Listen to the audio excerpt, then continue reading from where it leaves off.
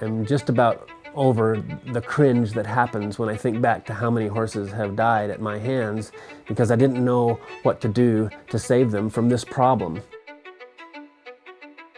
What if we were able to trim this hoof a certain way, and what if we were able to change the diet of this horse in a certain way and provide nursing care for this horse in a certain way?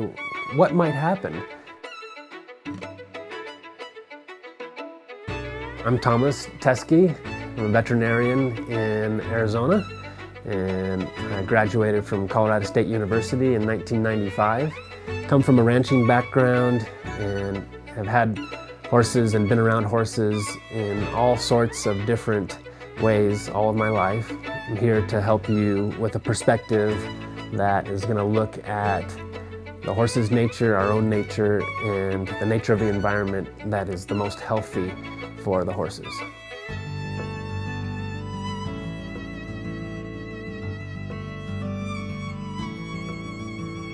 When I started to learn about natural hoof care, which didn't use conventional horseshoes, was not in favor of using metal horseshoes, I thought, how am I going to do that? This was new. This was something I had not seen or read about or ever been reported to me that it was possible. Thank goodness I was able to say, okay, show me. And when I started to look at this and started to apply some of these principles of natural hoof care, natural horsemanship, natural horse keeping, it really started to pay dividends. And natural was never a buzzword for me. Natural became what was respecting the nature of the horse. It was about respecting my nature and my curiosity to help them. It was about respecting the nature of the horse owners who were desperate at first and then just thirsty for knowledge to know what can really be done for some of these problems that they've been told time and time and time again, I'm sorry, there's nothing we can do. Well, I'm here to tell you that just because you've heard something said a certain way 5,000 times, it does not mean that's right.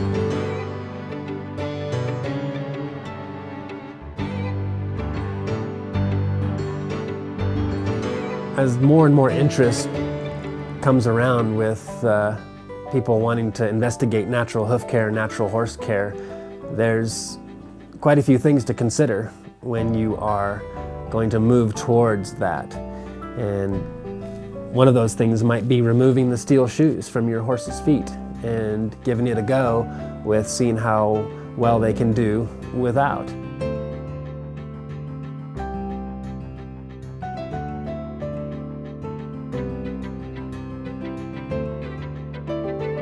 I looked at every hoof I could, live and dead, and I've taken apart hundreds and hundreds of horses' hooves and looked at the differences and learned about the differences and why certain horses were able to do certain things, perform in a certain way, and why certain horses were not. And it has to do with their parts and pieces and how they fit together.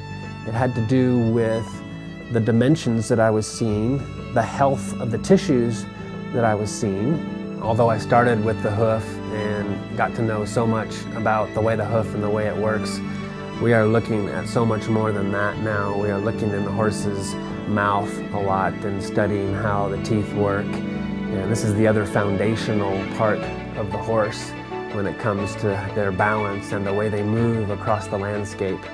So between looking at their feet and their teeth and their skeleton and their bodies and what they're eating and how we show up with them, we're starting to pay attention to some things that really matter.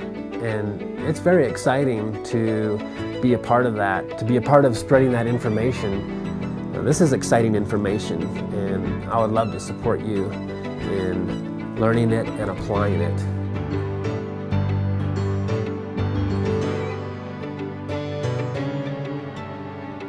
Through the years and family talking about, well, we have to shoe the horses or they're going to fall apart, I said, really? Why is that? What could we do that might turn that around? And then I started to talk to farriers who would say, you know, the best feet I've ever shod are the ones that have had time off out of shoes.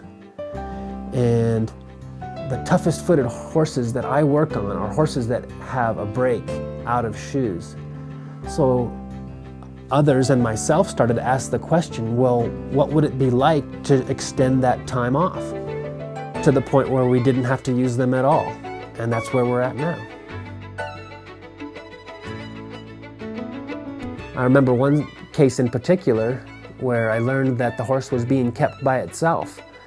And the family had done a great job with changing the diet, with putting in a track system around their place, with doing a lot of riding and spent a lot of time with their horse. But I found out, because I was consulting over some distance, that the closest other horses were several hundred yards away. And so this horse knew that there were other horses in the world, but didn't have horses right with him. And when I started to talk to them about that, 6 months later they got another horse. And then they reported to me, it's working. All of a sudden it's working. You should see these two horses having fun. They are running around, they are doing all kinds of stuff, and you should see the difference in that horse's feet now, because this was the problem before. So all of a sudden we added that one extra ingredient, and now we've been successful.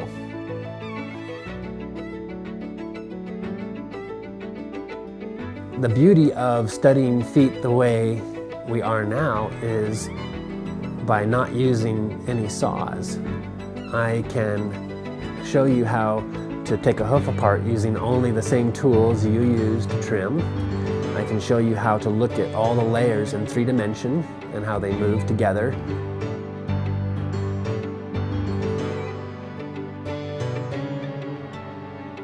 Well, it sure is exciting to share all of this information with people who are interested and inviting this into their life with their horses and their environments. It's a really rewarding time for me to be supportive to the horses and the people and the horse clubs and the horsemanship associations that are all very interested in learning more.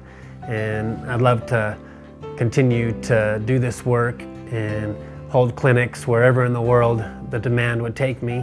And would like to say that ultimately all of this information is available if you'd like to get on the internet and read some articles.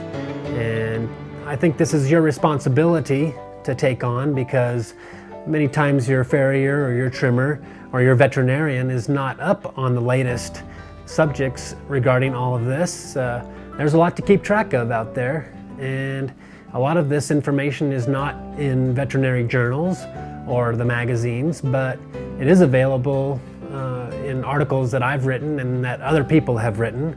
So if you'd like to read more, I've written a lot of articles and I have a lot of free information on Facebook at Thomas G. Teske Veterinary Insights. And I hope to see you in the future at a clinic, or you can email me with your questions and I'd be glad to support you the best I can.